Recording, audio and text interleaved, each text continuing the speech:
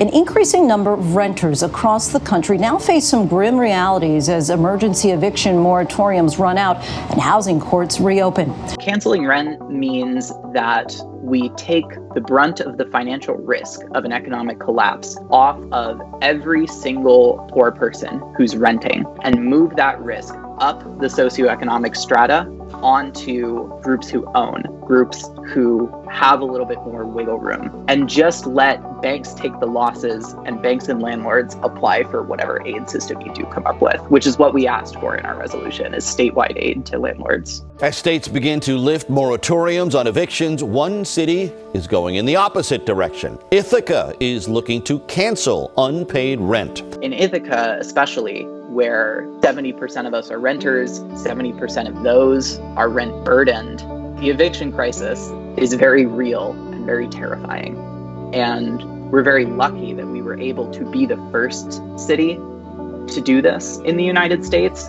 But what's really clear is that we can't wait for the state or the federal government to get inspired by the idea and take it on. Help isn't going to come from the top down.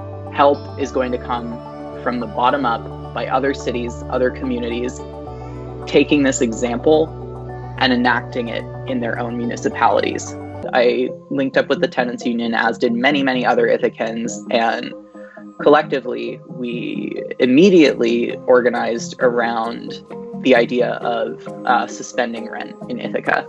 And so we started this petition about freezing rent here, and it got over 1,000 signatures in the first day, which is pretty significant for this town. Ended up with around 5,000, which is like more than twice as many votes as our mayor got in his last election. So like they saw that and definitely paid attention. So as a group of tenants, we were able to strong arm him into meeting with us until he was like, okay, like draft your first position on a resolution.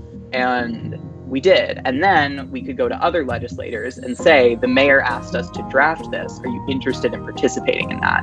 The question is now called. All those in favor of the resolution? We don't need to convince them this is a good idea.